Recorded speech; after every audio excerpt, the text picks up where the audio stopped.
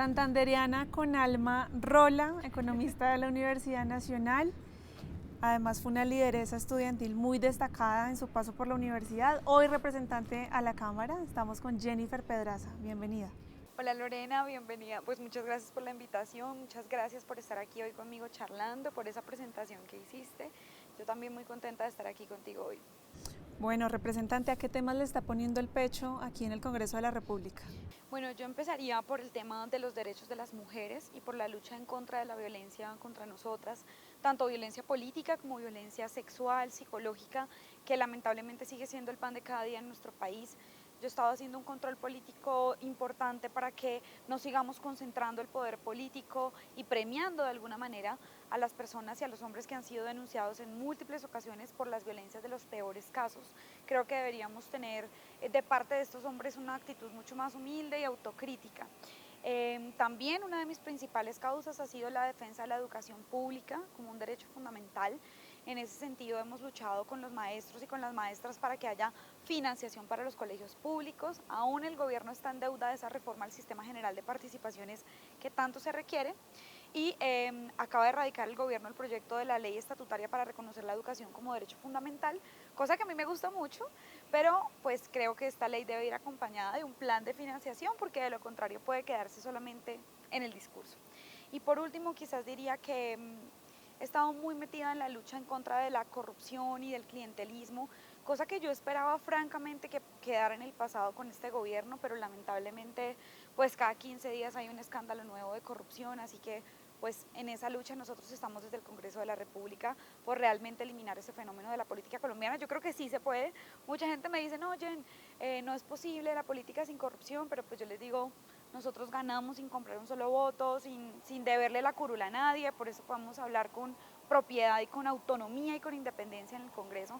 Entonces creo que a eso estamos dedicadas. Y quizás una ñapa, si me permites, estrenar la independencia. Nosotros veníamos de gobiernos anteriores en los que todo el Congreso era o de gobierno o de oposición, o la mayoría del Congreso. Y hoy creo que estamos en un trabajo importante por posicionar una alternativa distinta a través de la independencia, en donde me he encontrado con personas como Daniel Carvalho, Julia Miranda, entre varias otras voces, y eso ha sido interesante para poder decir, bueno, estas propuestas del gobierno son positivas para el país, las acompañamos, pero que no nos tiemble la voz tampoco para oponernos a las que creemos que son pésimas para Colombia. Bueno, pues unas causas bien complejas, ¿no? Pero una de las más destacadas diría que es educación, ¿no? Causa a la que le puso el pecho siendo aún más joven de lo que es hoy. ¿Cómo llegó a ese movimiento estudiantil? Pues Lorena, la verdad, yo venía de haber estado en el movimiento ambientalista en Bucaramanga, en contra de la megaminería en el páramo de Santurbán, que en esa época era cielo abierto, o sea, pretendía hacerse cielo abierto. Y llegué a la Nacional y me esperaba una universidad como las de las películas, o sea, me decían la mejor universidad del país. Y llegamos y en una ola invernal, ¡tum!, se cae el techo de la facultad. O sea, yo dije como, no, esto no puede ser posible porque mi hermana hoy estudia en la Nacional y yo quería pues que otras generaciones también pudieran pasar a la universidad pública. Y yo dije, no, tenemos que hacer algo. Y nos organizamos con muchos compañeros, compañeras, me lancé a la representación estudiantil, que es elegida por voto también allá en la universidad, ganamos y pues desde ahí estuve muy metida ya en como desde mi disciplina, que es la economía, cómo poder poner al servicio esos conocimientos de la causa del movimiento estudiantil. Uno de los principales problemas que tiene la educación superior hoy es la desfinanciación. Así que nos dedicamos a estudiar la desfinanciación, cuáles son los costos de las universidades, por qué no los ha cubierto el gobierno, y llegamos a que es un problema en la Ley 30 de 1992, en sus artículos 86 y 87, que le congelaron la plata en términos reales a las universidades públicas. Así que hasta ahí yo igual decía, odio la política, todos los partidos son iguales. Hacia allá iba, porque bueno, dice un expresidente que solamente los tontos no cambian de opinión, ¿no? Sino, si cambian las circunstancias, tiene que cambiar la opinión. Y usted también decía hace algún tiempo que los activistas, los líderes y lideresas del movimiento estudiantil que se lanzaban a la política eran unos vendidos. Entonces, ¿qué circunstancia cambió para que usted haya dicho, no, yo tengo que estar en el Congreso? Mira, yo entiendo mucho la gente que me dice eso al día de hoy porque pues es natural que tengamos una desconfianza. Los políticos en Colombia en su mayoría han sido de lo peor, de todas las orientaciones políticas. Pero lo que me pasó fue que en medio de una movilización estudiantil una funcionaria del Ministerio de Educación, pues yo le estaba diciendo, no, mira, se nos caen los techos, mostrándole las gráficas de la desfinanciación de las universidades y me dice, no, lo que pasa es que ustedes perdieron las elecciones. Yo le quiero dar la noticia, señorita Pedraza, de que ustedes perdieron las elecciones. Nosotros ganamos las elecciones y ustedes no pueden pedirnos que gobernemos como si ustedes hubieran ganado. Y yo me quedé como, ¡ah, qué señora tan grosera! Pero al final me quedé pensando como en alguna medida tiene razón. O sea, Duque nunca había propuesto financiar a las universidades públicas y él se sentía con el mandato social de que podía hacer lo que quería. Como gané las elecciones es un cheque en blanco y yo dije, creo que nosotros también tenemos que disputarnos estas ideas en la orientación de la sociedad en las urnas, porque al final es ahí en donde se eligen los programas, los presidentes, cuánta plata hay para la educación pública es una decisión política, cuánta plata hay para la salud es una decisión política. Hace poco votamos el presupuesto para el 2024 y este gobierno no le dio presupuesto a la ciencia, se lo recortó. Eso es una decisión política. Entonces, como que la vida terminó llevándome a, bueno, si el movimiento social no se mete en política, pues difícilmente esas banderas, esas causas sociales van a tener quien las defienda en los espacios donde de veritas se toman las decisiones. Entonces, bueno, ahí yo dije, bueno, no, hay que buscar un partido en donde, y si no, y a los que nos están viendo, si no les gusta ninguno, pues, no sé, recoger firmas y montar un partido, porque al final es en la disputa política en donde se toman esas decisiones. Esa fue la cachetada que me dio la vida para decirme, bueno, toca meterse en estos temas. Bueno, cambian las circunstancias y cambian las opiniones. Vamos a unos mensajes institucionales y volvemos a Poniendo el Pecho.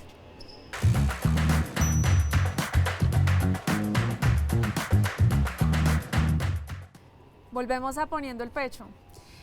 Representante, podría decirse que ser mujer, joven y además feminista forja el carácter, yo creo. Usted ya tiene costra para soportar todas esas críticas que, más que críticas, yo lo que he leído también es ataques machistas directos en su contra. ¿Ya tiene costra para tolerar esto o cree que nos estamos acostumbrando en Colombia a una violencia contra la mujer en todos los escenarios, incluido el debate político?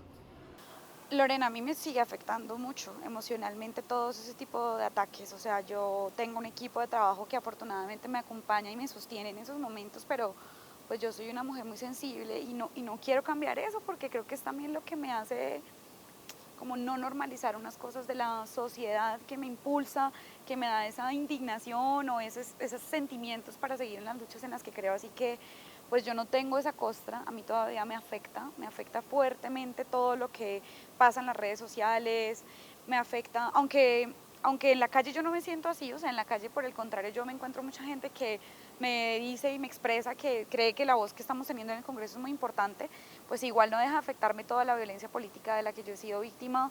Además, en muchos casos, provenientes de los sectores con los que ideológicamente yo antes marchaba, antes luchaba, entonces eso sí me ha afectado fuertemente como el corazón, pero igualmente pues nada, yo sigo teniendo mis convicciones y creo que la mayor victoria de los violentos es que las personas que luchamos contra la violencia nos callemos y eso sí no lo van a lograr. O sea, si toca convertir toda esa tristeza y ese dolor en energía y fuerza para seguir, pues yo lo voy a seguir haciendo. Representante, hablemos de educación, esa causa que es una de sus grandes banderas. ¿Qué busca con la reforma de estos dos artículos de la Ley 30? Bueno, nuestra propuesta para modificar los artículos 86 y 87 de la Ley 30 es cambiar la fórmula según la cual le dan la platica a las instituciones de educación superior públicas. Cuando digo instituciones de educación superior no me refiero solo a las 33 universidades públicas que existen hoy, sino a los otros 32 institutos técnicos y tecnológicos también. O sea, estamos hablando tanto de universidades como de ITTUs. Te pongo un ejemplo, el Colegio Mayor de Antioquia, la escuela obviamente en Antioquia, la Escuela Nacional del Deporte en Cali, las unidades tecnológicas de Santander, son instituciones de educación superior que si bien no son universidades, pues también deberían ser una responsabilidad del Estado y si las universidades públicas están abandonadas, las ITTU sí están súper ninguneadas, invisibilizadas, 11 de ellas no reciben un solo peso del gobierno nacional central. Entonces nuestra propuesta con esta modificación es aumentar los recursos para las universidades y para las ITTUs públicas, la financiación y cambiar esta fórmula para que realmente reconozca los costos operativos de las universidades y de las ITTUs. Al día de hoy, ¿cómo está la ley? La ley dice, si le damos 100 pesos a las universidades públicas, el otro año le vamos a dar esos mismos 100 pesos, pero sumándole la inflación. Que eso es en la práctica la misma platica, solo que le actualizan la capacidad adquisitiva año a año. pero resulta que las universidades no son las mismas que en el 93. De hecho, han triplicado la cobertura. La Nacional, por ejemplo, tenía una sede cuando se creó esta ley y ahora tiene 9 sedes por todo el país. La Universidad de Antioquia también ha creado seccionales en varios municipios en el departamento. La Universidad de Pamplona, todas las universidades públicas y las ITTUs han ampliado su cobertura, han creado nuevas sedes, todo esto con la misma plática del gobierno. Entonces, nuestra intención es modificar esta fórmula para que la plática que le dan a las universidades realmente pues corresponda con los costos que tienen esas instituciones para operar. Por ahora nos ha ido súper bien, pasó en Comisión Sexta de manera unánime, pero estamos a la espera de que lo agenden en la plenaria de la Cámara de Representantes y que pase en el Senado. Lo que me han dicho y las malas lenguas dicen es que el gobierno nacional habría dado la orientación o la instrucción de que no aprueben o de que no apoye el gobierno este proyecto de ley, sencillamente por ser de mi autoría.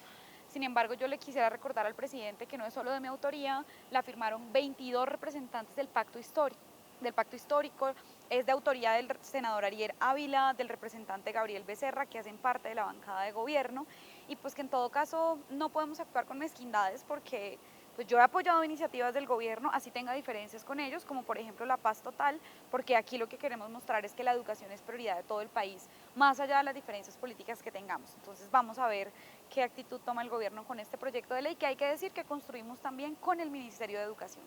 Pero entonces hay cobertura, pero estamos mal en financiamiento. O también hay cosas que mejorar en cobertura. También, o sea, no tenemos hoy una cobertura del 100%. El presidente ha propuesto que se creen 500.000 nuevos cupos en educación superior.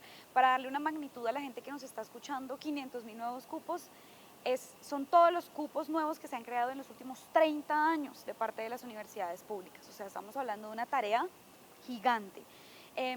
Nosotros que le planteamos aquí hablo como parte del movimiento estudiantil al gobierno, que debíamos pasar una etapa de fortalecimiento de las universidades que hoy tenemos, porque el presidente ganó la presidencia y el otro día dijo, búsquenme lotes en todas las regiones que vamos a construir nuevas universidades públicas.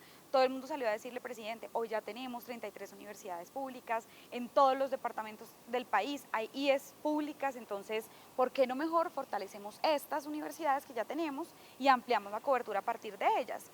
Entonces, en eso es en la tensión que estamos, como que sí, hay que aumentar la cobertura, pero no podemos hacerlo a costa de la calidad. Si queremos aumentar la cobertura, debe ser con calidad y esto implica financiación. Pongo un ejemplo, la Nacional intentó y pues abrió la sede de Tumaco sin un solo recurso más del gobierno nacional y tuvimos infraestructura en containers, o sea, la Universidad Nacional en Tumaco dictaba clases en contenedores. No teníamos ni siquiera aulas, edificios para poder ofrecer educación. Entonces, si no ampliamos la cobertura con calidad, pues vamos a terminar condenando a la gente de menores recursos o a la gente de las regiones más apartadas a una educación de peor calidad que la que recibimos aquí en Bogotá, y eso no lo podemos permitir. Ese mensaje de apoyo a la educación del gobierno nacional, me refiero, ¿cree que es coherente con lo que se aprobó en el presupuesto esta semana? Sí se aprobó un presupuesto que crece 13.6% para el Ministerio de Educación, por encima de la inflación, eso es muy importante. Sin embargo, el presupuesto de las universidades públicas solamente creció en 1.64% en términos reales. Esto es crítico porque los costos de operación de las universidades, por ejemplo, los salarios de los docentes, en general crecen por encima de la inflación y por encima del 1.64. Entonces, pues esperamos que el gobierno contemple en el 2024, vamos a luchar por una adición presupuestal para las universidades públicas y que en el presupuesto del 2025 pues haya un crecimiento importante de recursos, porque de lo contrario, ¿cómo se va a cumplir esa meta de los nuevos 500.000 cupos? Esa es la pregunta que yo más le hago al gobierno nacional. Representante, pero además de financiación y cobertura hay otro tema a abordar y es la oferta académica, ¿no? Porque pareciera que hoy hay una superioridad moral sobre, es que los jóvenes ya no quieren estudiar, si se les dan las oportunidades igual tampoco quieren estudiar. ¿Hay que cambiarle el chip a los jóvenes para que estudien o hay que cambiarle el chip a las instituciones para que también brinden una oferta académica acorde con lo que necesita el mercado o acorde con lo que necesitan los jóvenes? Lo que pasa es que ha habido, a mi parecer, una ruptura en ese plan que era, te gradúas de 11, buscas un cupo en una universidad y fijo vas a conseguir un trabajo. Sí, esa era como la cadena que todas y todos teníamos en la cabeza. Pero cuando empiezan a haber generaciones que se gradúan de la universidad y que difícilmente consiguen trabajo, pues empieza a haber como una promesa fallida para la juventud. Yo creo que esa es la promesa o ese es el problema central que tenemos porque la gente no cree o los jóvenes no ven asegurado un empleo, aún si estudian una carrera que implica 5 años estudiando. Entonces, ¿yo a qué me dedicaría? En principio, fortalecería la educación técnica y tecnológica, que es una educación muy ninguneada en nuestro país. O sea, tenemos el SENA, pero el SENA es Educación para el Trabajo y Desarrollo Humano, no está adscrito, por ejemplo, al Ministerio de Educación.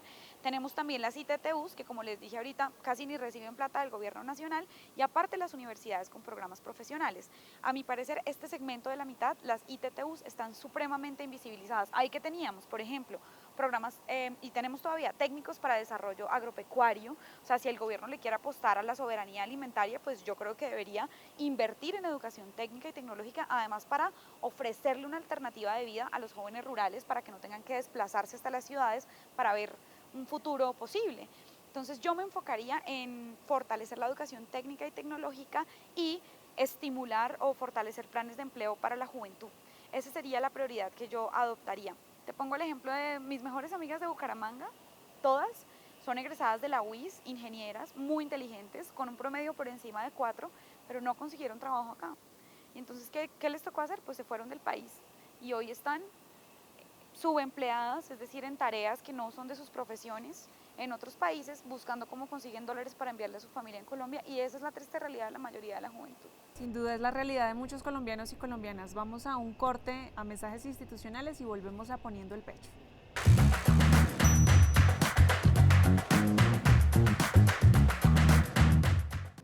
Volvemos a Poniendo el Pecho. Representante, aunque usted viene de un sector alternativo, se declaró en oposición al gobierno nacional. ¿Por qué? Yo no estoy en oposición al gobierno, hago parte de una bancada independiente, que ha sido difícil por eso, porque en general la opinión es muy, bueno, o estás con el gobierno o estás contra él, pero en nuestro caso, ¿por qué nos declaramos en la independencia? Por un lado, porque hay banderas del presidente Petro con las que coincidimos, como por ejemplo la financiación de la educación, como por ejemplo la lucha por una solución política al conflicto armado y por disminuir la intensidad de la violencia en los territorios, pero hay otras banderas con las que no coincidimos y sobre todo pues queremos plantearle, o sea, no coincidimos en algunas cosas con el gobierno, pero no estamos tampoco con el Centro Democrático, con Cambio Radical, con esos partidos tradicionales que para nosotros representan el pasado.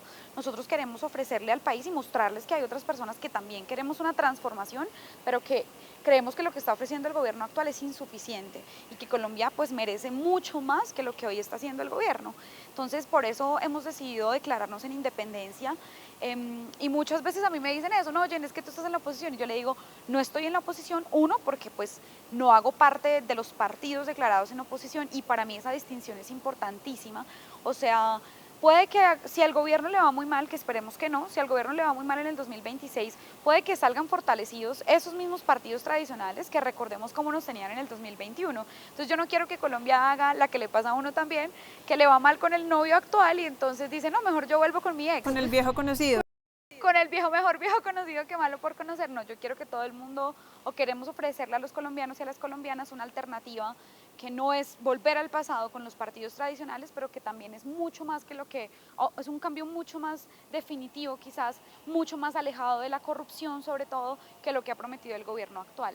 Por eso estamos en la independencia y no es fácil, ahí nos hemos abierto espacio como a codazos, pero pues esa es la propuesta política que le hacemos a Colombia. Representante, ¿cómo mejorar la imagen negativa que tienen instituciones como esta, como el Congreso de la República? Bueno, a mí me pasa cuando yo le digo a la gente que soy congresista, lo primero que me dicen es que no me creen. Y ya cuando se convencen, lo que recibo es el odio automático de la gente por trabajar, pues por ser congresista. ¿Qué creo que tenemos que hacer? Redignificar la labor del Congreso pasa sí o sí por un trabajo disciplinado, es decir, por sesionar constantemente, por asistir a las plenarias, por preparar los debates, pero sobre todo yo creo, y era la propuesta inicial que teníamos desde que nos lanzamos, por un vínculo mucho más cercano con la ciudadanía y con las organizaciones sociales, con los maestros, con los estudiantes, con las mujeres, que dejen de ver, mejor dicho, que el congresista deje de estar allá arriba, intocable, que nunca da una cita, que no contesta el celular, sino que pues pueda ser una persona del común, que la gente identifica como una persona que puede acompañarle en las causas y en las luchas que esas organizaciones ya están dando. Con o sin en el Congreso, las organizaciones sociales están luchando por su territorio, por el agua, por la educación, y lo que debería haber aquí son servidores públicos al servicio de esas causas también. Entonces, a mi parecer, eso es lo que tenemos que hacer, y pasa sí o sí por la humildad de los congresistas. Creo que eso es una de las cosas que más le ha le ha creado esta mala fama al Congreso, que es real, en gran medida real, y obviamente le tenemos que sumar todos los escándalos de corrupción. No es normal que en nuestro país todas las legislaturas encarcelen a un senador o le quiten una curula al primo o al hermano de un senador, de un congresista. Eso lo deberíamos acabar, pero la gente debe entender que esto no va a pasar por arte de magia, que esto pasa es cuando la gente deja de votar por esas personas. Y este 29 de octubre tenemos una super oportunidad para dejar de votar por la gente, por los partidos que ya sabemos que están cundidos de personas investigadas por escándalos de corrupción. ¿A quién o quiénes les hace falta coger calle? Yo creo que las listas cerradas del pacto metieron a unas personas en el Congreso, unas muy buenas, muy formadas, pero otras que sin duda alguna están muy alejadas de la realidad. Una canción que la motive. Más gente como tú, de La Toma. Su mayor decepción en la política. La violencia dentro de los partidos de izquierda, que prometen ser diferentes y terminan reproduciendo lo mismo que critican en su... ¿Y su mayor inspiración?